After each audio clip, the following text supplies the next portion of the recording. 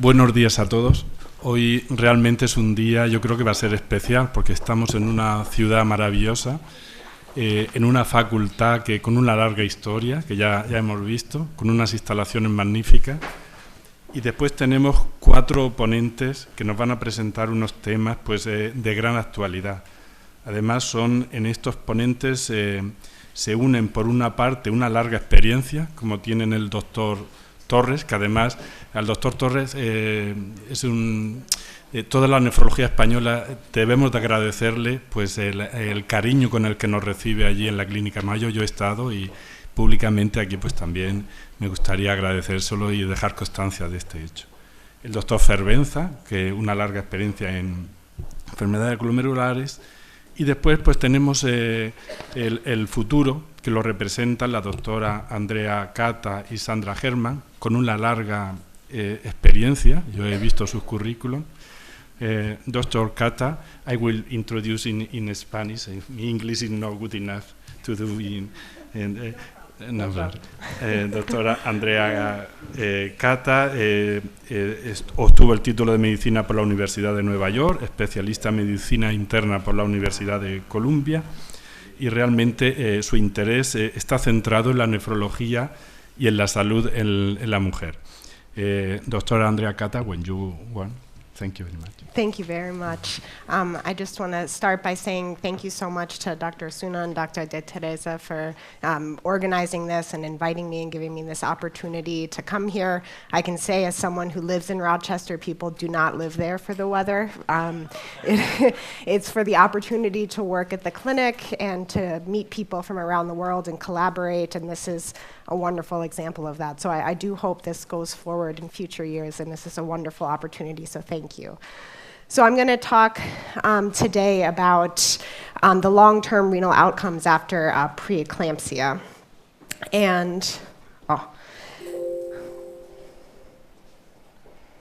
Okay, so the objectives. First, we'll briefly review the clinical presentation and pathogenesis of preeclampsia. We'll discuss how this may link to the future risk of kidney disease. And then I will talk a little bit about sex-specific risk factors for disease, specifically unique risk factors in women for chronic kidney disease. So briefly, epidemiology. So hypertension in pregnancy is actually quite common. It can complicate up to 6 to 10% of pregnancies. Preeclampsia, depending on the population you look at in the study, can be anywhere from 1 to 8% of pregnancies. After thromboembolic disease, it's still the largest cause of maternal mortality and accounts for about 15% of maternal deaths. So just to review a little bit of the definitions of hypertension in pregnancy. So there's basically 4 main conditions that you can think about when you see high blood pressure in pregnancy. So the first is preeclampsia, eclampsia, and this is the picture from Netter demonstrating the signs and symptoms that we're all familiar with. So high blood pressure, swelling, protein in the urine, seizures. However, you can also have chronic hypertension. And so this is women with known hypertension who become pregnant, or women who show signs of having high blood pressure before 20 weeks gestation. So 20 weeks is kind of the dividing line where we start to blame things on the pregnancy versus what the woman came to the pregnancy with. We know that chronic hypertension itself is a significant risk factor for preeclampsia, so about 35% of women who have high blood pressure will develop superimposed preeclampsia, and that is its own separate condition. And then lastly, there's gestational hypertension. And so this is women who develop high blood pressure in the second half of pregnancy, no prior diagnosis of high blood pressure, but in the absence of proteinuria or other signs of severity. So in 2013, the American College of Obstetrics and Gynecology released new guidelines for the diagnosis of preeclampsia, and these have been endorsed by many societies worldwide. So it's basically the same, except for a couple differences that I want to point out. So you still need high blood pressure, clearly. The line in pregnancy is still 140/90, despite the the definition dropping in the general population. It's still 140/90 in pregnant women who probably should have a blood pressure of 90/50 normally, but we're a little bit behind in that regard. You still need proteinuria. The cutoff is 300 milligrams in 24 hours. However, in the absence of proteinuria, you can still make the definition of preeclampsia if you have any other severe features. So what are these? So this would be a platelet count less than 100,000, worsening kidney function, so a creatinine greater than 1.1, or impaired liver function, pulmonary edema, or cerebral or visual symptoms, and this would include things like seizures. So why did they do this? There's probably a couple reasons. One is that conditions such as HELLP syndrome, which you'll recognize sort of fall into that category of abnormal LFTs and low platelets, aren't necessarily accompanied by a heavy degree of proteinuria usually. They are more likely to have an elevation in creatinine, but less likely to have proteinuria, but it's obviously a severe situation and those people should be delivered.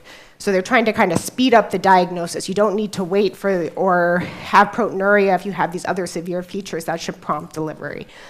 The other thing that they did is sort of suggest using a spot measurements of protein, so a protein to creatinine ratio of 0.3. And again, this is trying to speed up the process of making the diagnosis and acting quickly if you're worried about the health of the mother. This is not to say that proteinuria isn't almost always present in preeclampsia. So I think that's been one sort of interpretation of people is that, well, proteinuria is the sine qua non of preeclampsia. And it is, it's most commonly present, but there are certain situations where it's not, and they don't want OBs to delay the management. So then I'm going to focus mostly on preeclampsia, not the other hypertensive disorders of pregnancy.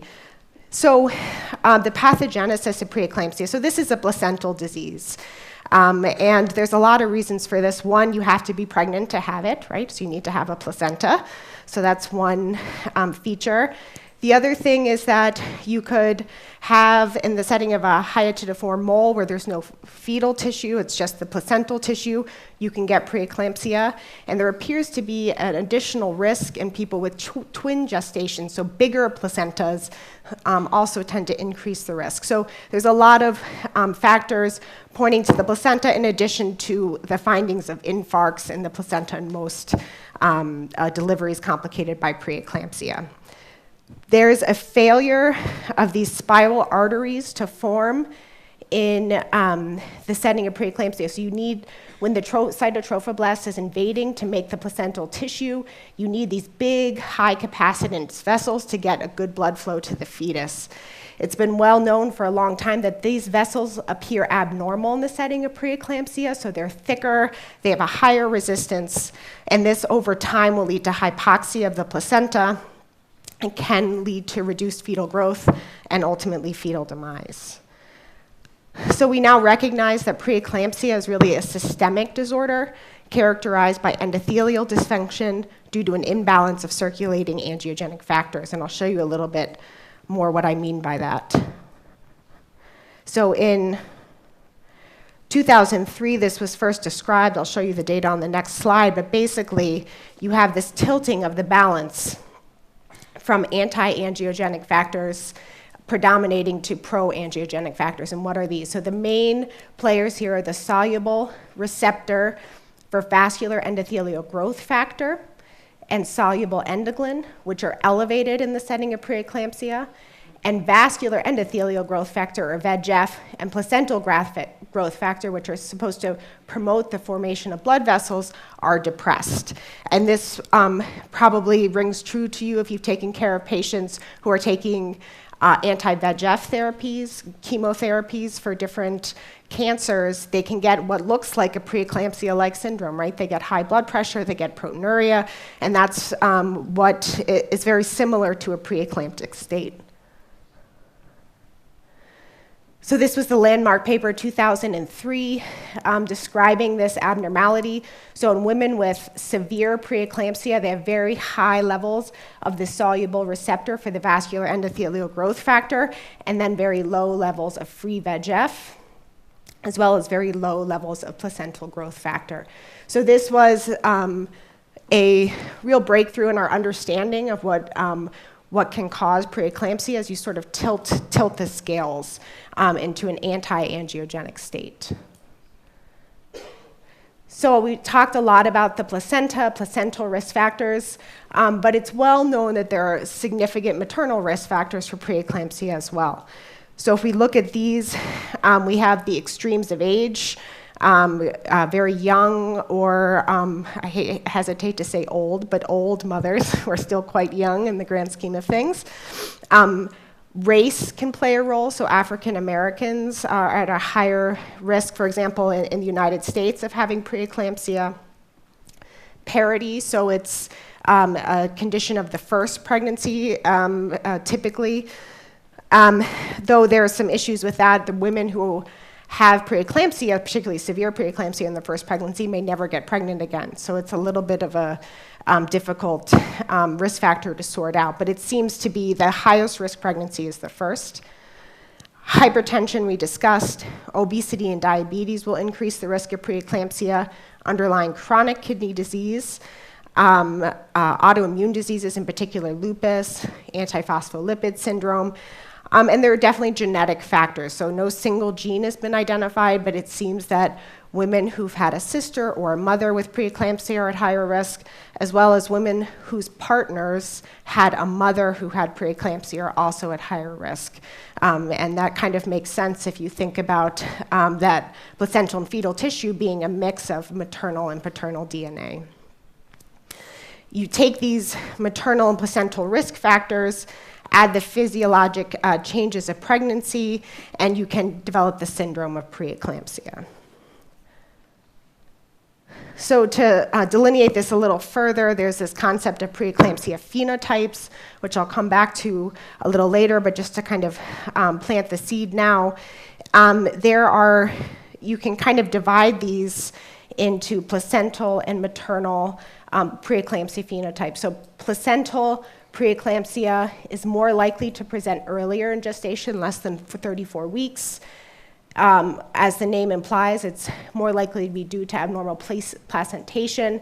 The angiogenic markers are markedly abnormal, so you have very high levels of that soluble receptor and very low levels of placental growth factor. The uterine artery Dopplers are more likely to be abnormal, and fetal outcomes are worse, so more growth restriction, worse neonatal outcomes. Maternal preeclampsia is later. The primary etiology is thought to be more endothelial dysfunction due to underlying maternal disease or predisposition. The angiogenic markers are still abnormal, but not quite as marked. The uterine artery Dopplers are normal, and then the growth restriction is rare, and there are better neonatal outcomes. Now, in reality, there's a significant overlap in these conditions. As many of you, I'm sure, know, who've taken care of these patients. As I was preparing this slide, before I came here, I was taking care of a type 1 diabetic with underlying hypertension and diabetes who had a growth restriction and preeclampsia at 31 weeks. So clearly, patients don't read the textbooks and they don't fall neatly into one category or the other, but I do think it's useful, particularly when we're looking at epidemiologic research and trying to kind of sort out some of the cause and effect issues, which I'll talk about later. So this is just a slide showing what the different factors that can contribute to preeclampsia. So these are some of the maternal risk factors. Perhaps there are some environmental exposures.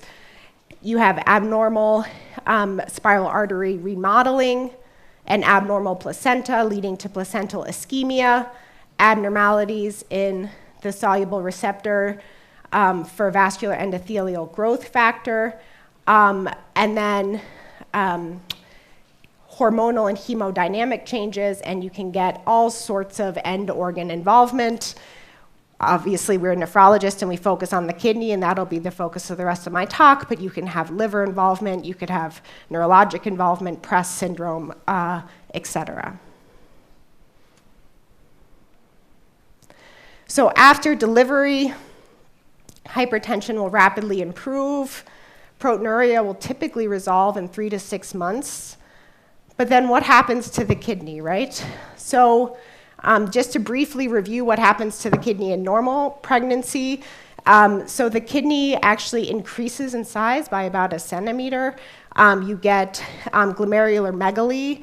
You have an increase in renal plasma flow, which is thought to be the driving factor, which will increase the glomerular filtration rate. You have altered tubular function.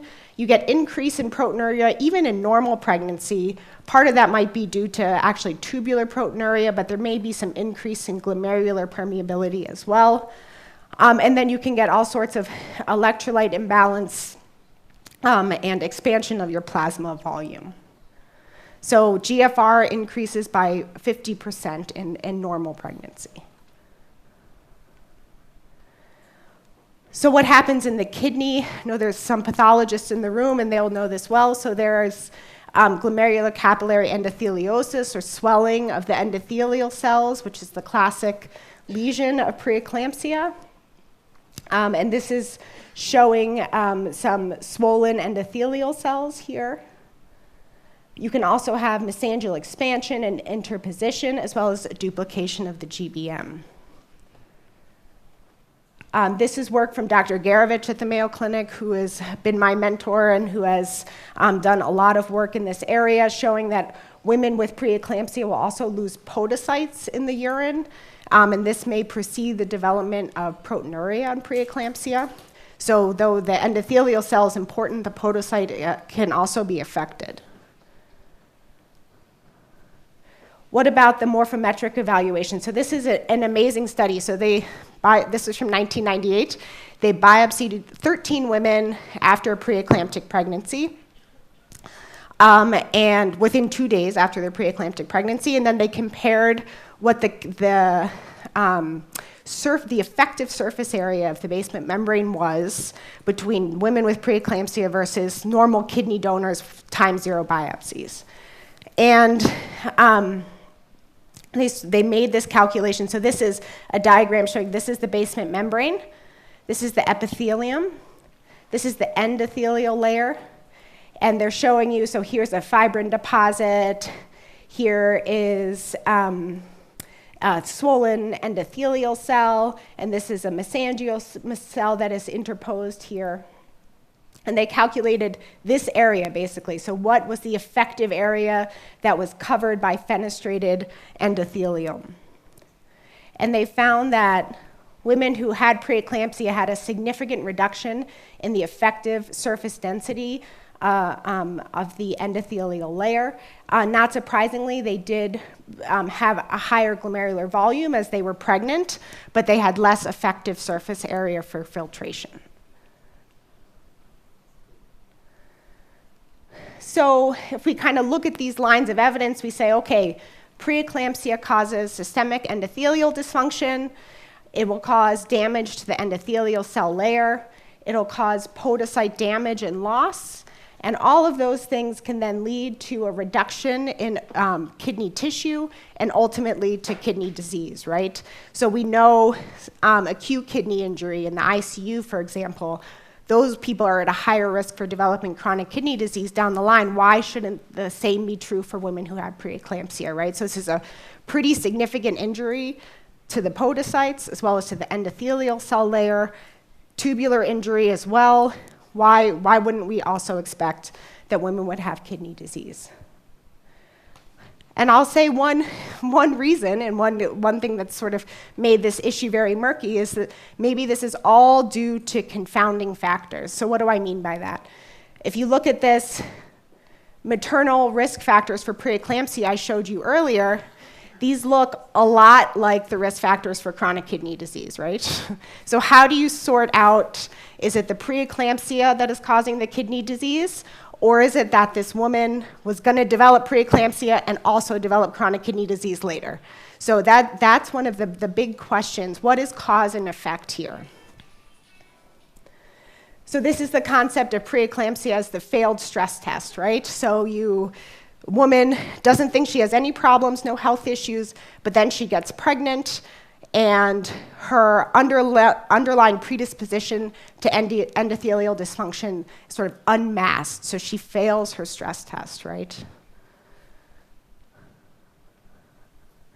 So we'll look at some of the data, and I'll show you some things that we've done to try to look at this in a little bit more detail. And I'll look at three main outcomes. So we'll look at albuminuria, end-stage renal disease, and then a little bit about chronic kidney disease, meaning a reduced GFR, but not on dialysis yet. So how about albuminuria? So we know this is a marker of subclinical renal disease. It's associated with an increased risk of chronic kidney disease, end-stage renal disease, as well as cardiovascular disease. There have been several studies looking at this, but to highlight this one, this was from 1999, and it was one of the first and kind of biggest studies to look at this. They compared 48 women with preeclampsia, 44 controls about 3 to 5 years post-delivery, and they had a significant increase in the amount of albumin in the urine, though still within what would be considered the normal range. In 2010, there was a meta-analysis of 7 different studies that were looking at this outcome about 7 years postpartum, and then they ultimately found that 31% of women versus 7% of women with preeclampsia versus normal pregnancy did have this elevation in albuminuria. But they did not, in the studies that had reported creatinine and eGFR, they had not found a difference. And this was 7 years after the pregnancy. You could see that there's more albumin in the urine, but not a reduction in the glomerular filtration rate. We looked at this in this cohort that we had access to called the Family Blood Pressure Program. This was a multi-center study around the United States and actually into as well as Japan, trying to figure out the genetics of hypertension. And so it was a multiracial cohort that had well-defined risk factors and comorbidities, and we basically asked them about their pregnancy history to see if we could see a difference in the amount of albumin in the urine. So we had over 3,000 women, and we compared 3 different groups, women with normal pregnancies versus hypertensive pregnancies. We were unable to separate out preeclampsia. We didn't quite trust that women would necessarily know whether they had gestational hypertension versus preeclampsia, partly because the definitions have changed. And then we looked at albuminuria at a cutoff of 25, and we also looked at the glomerular filtration rate. We found that women who had had a hypertensive pregnancy versus a normal pregnancy were at a higher risk of having this albumin elevation after accounting for about everything that we could think of that might confound this relationship, and the odds ratio remained significant at about 1.4. We also did not find a difference in creatinine or eGFR, and this was actually later. So this would have been maybe on average 20 years after their pregnancy, so the women were older in this study. But one thing that I always thought was kind of interesting here is that women who had had a normal pregnancy versus women who had had no pregnancies at all had a slightly better GFR. So they had a little bit, I mean, it's a small number, but it was significant after adjusting that the kidney function was a little better. And I think this is one area that we can look to say, if preeclampsia is a failed stress test, then a normal stress test should imply that you're at lower risk, right? So women who've had normal pregnancies, and this hasn't really been looked at in great detail, what are their long-term risks of kidney disease, cardiovascular disease, if they make it through their pregnancy without issues, are they at a little bit of a lower risk? And so I think that's one area to look to in the future. The other possibility, of course, is that pregnancy, by causing that hypertrophy, will cause some persistent hyperfiltration. Perhaps that's part of the issue, that pregnancy will actually increase your GFR, but again, that's not been shown, but would be an alternative explanation.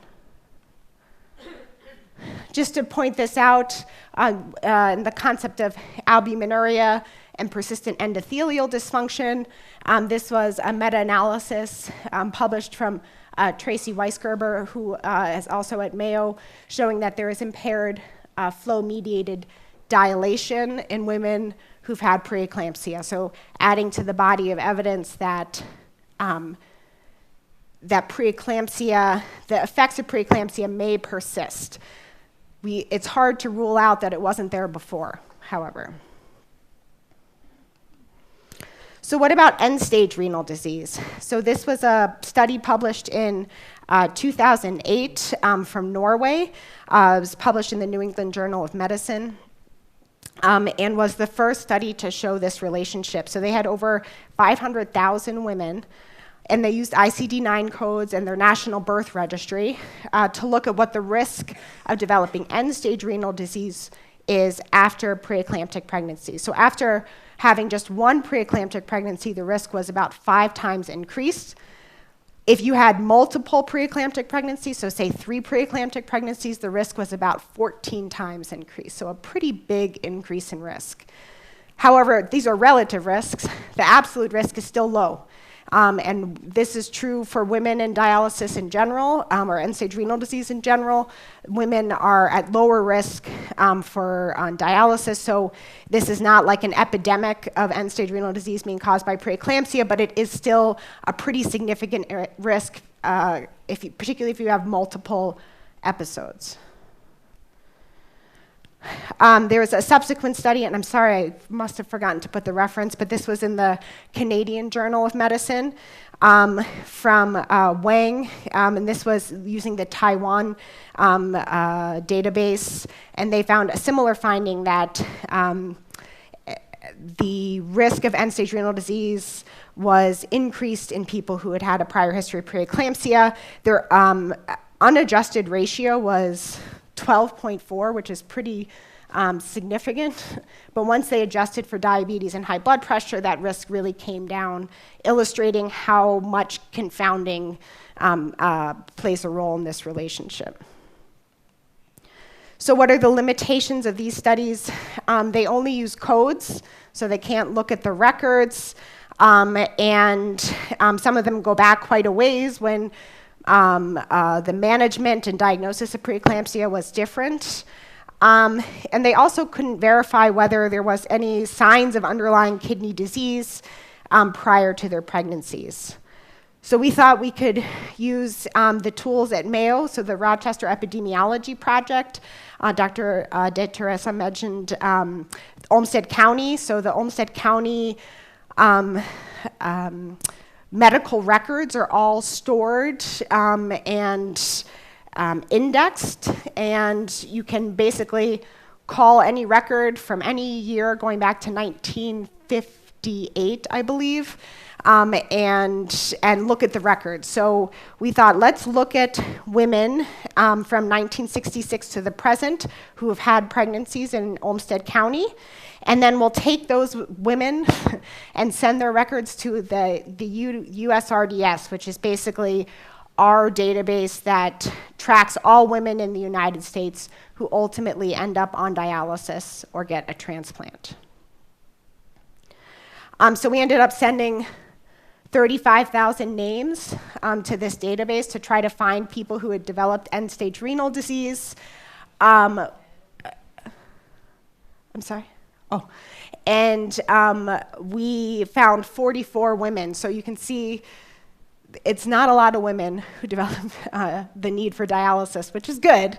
But we found 44 women who had developed the need for dialysis or a transplant. And we found, and we reviewed their records in detail, and found that we had a very similar odds ratio of developing end-stage renal disease in women who had had preeclampsia, about 4 times, similar to the study from Norway. We did not have the numbers to do a multivariate number analysis, but when adjusting for each individually, it remained significant, though not when we adjusted for obesity. But I think what was really important is that when I looked at the records, I actually found that there were 9 cases in one control who actually would fulfill the criteria for having underlying kidney disease when you reviewed their records, but only about half of them had codes.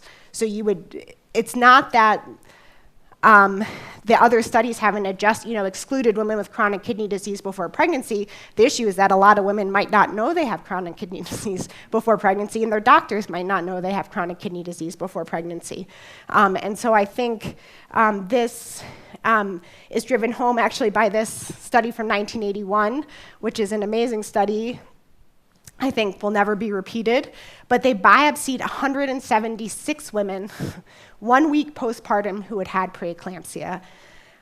Actually, a little over half had the classic lesion of endotheliosis, and actually 31 had renal disease that had been totally unknown to the woman or to their doctors. And I think this is very humbling when we think about trying to sort this out. A lot of women will manifest kidney disease for the first time in pregnancy. And this, if you look at the 48 women who had heavy proteinuria, which they defined as greater than 3.5 grams, preeclampsia was still the most likely at 54% of those women, but 27% had renal disease.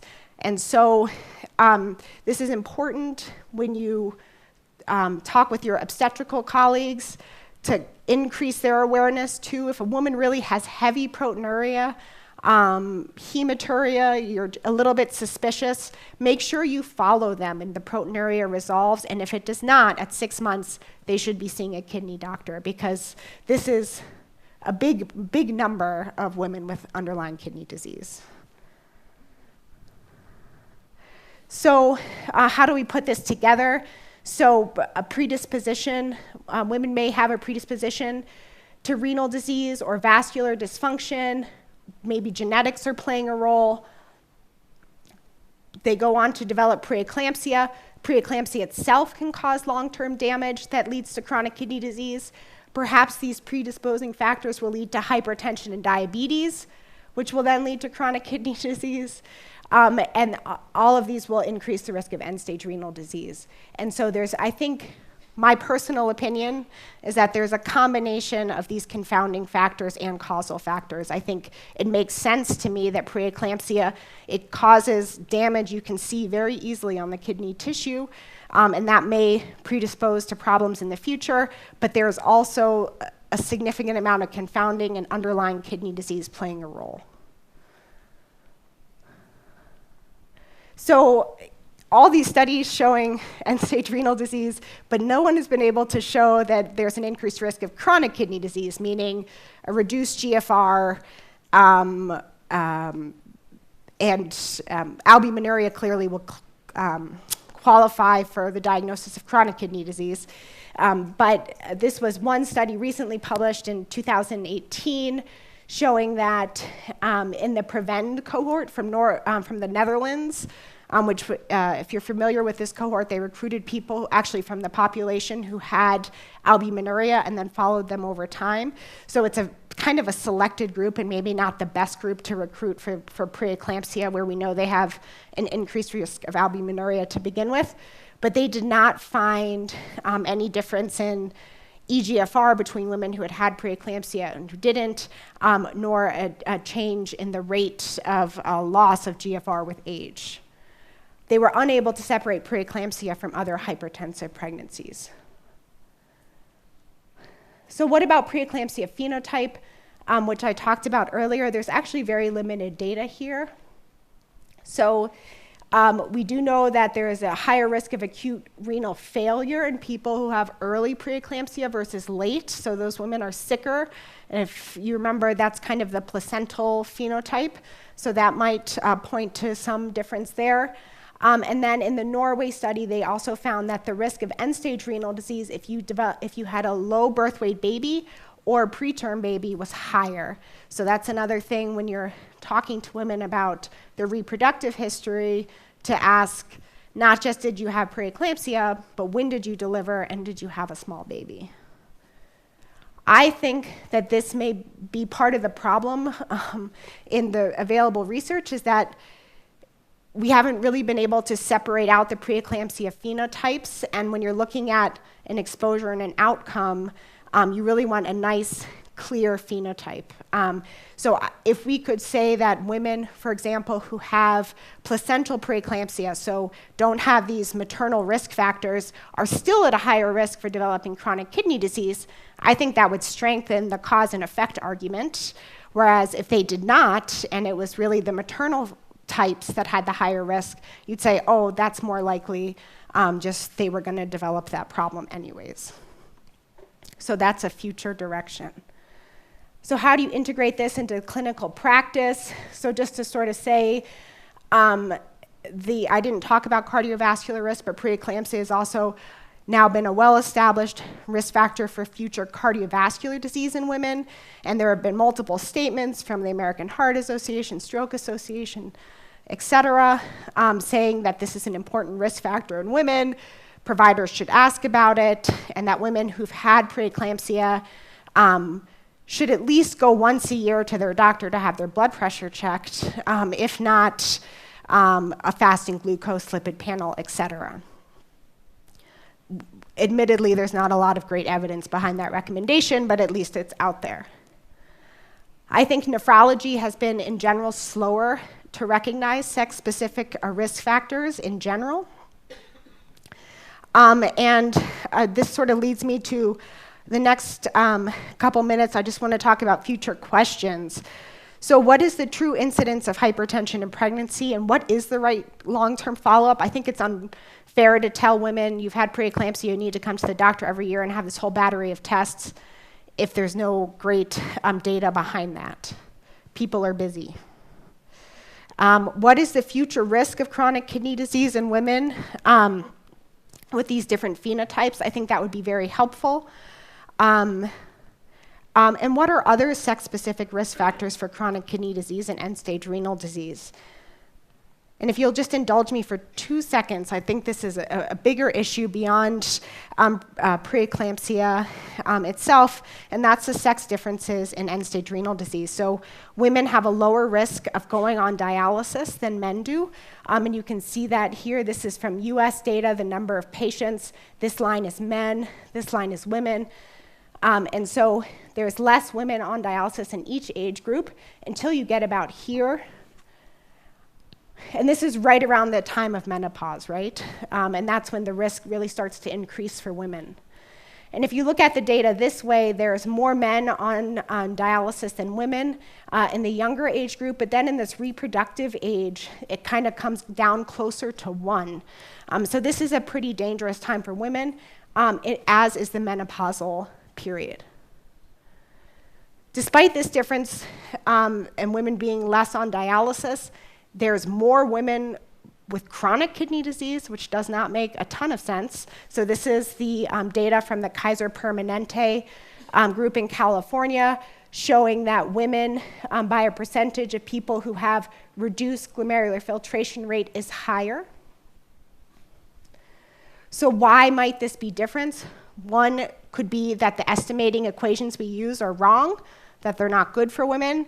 Maybe women need a different cutoff for the different stages of chronic kidney disease than men do. Could be lifestyle factors, different diets, and health behaviors. More women may decide not to do dialysis or get a transplant. So it could be cultural issues, not wanting to burden the family, trying to maintain the caregiver role. But I also think that this reproductive factors play a significant role. the role of pregnancy and pregnancy complications, which I talked about today, but as well as the role of estrogen and what happens around the menopausal transition. So in my last slide, I'd like to say women are complicated. Okay, so we are born, we have our ovaries with our set number of eggs. We'll start to go through the menstrual cycle, and every week, every day is different with our hormones.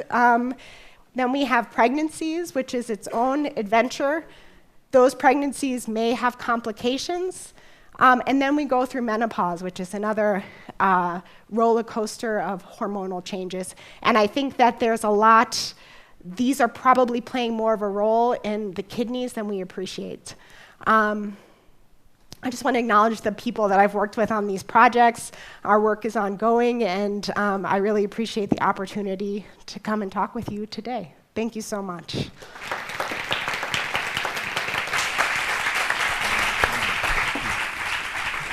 Thank you very much for your great talk. Any question in the or comment in the audience? Armando?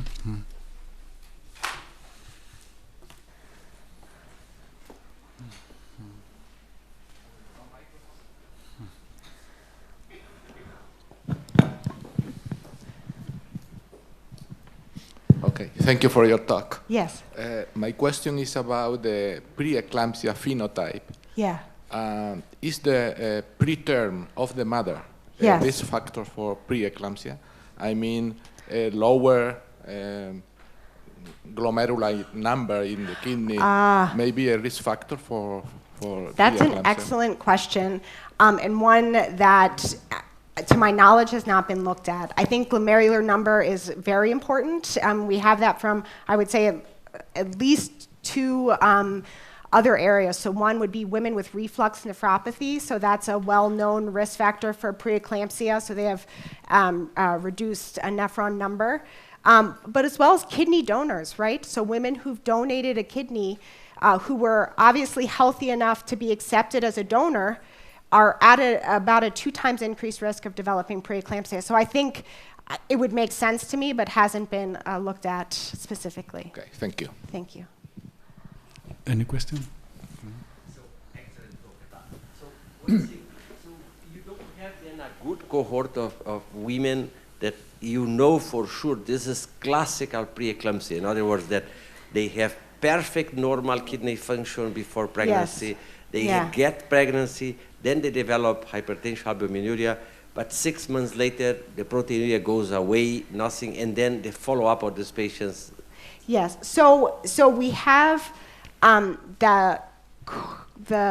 through the Rochester Epidemiology Project, we have identified a cohort of women who delivered from 1968, 1968 to 1972. We've cleaned those women up and sort of looked at their charts and found this very clean cohort, or actually in the process of now looking at the long-term outcomes.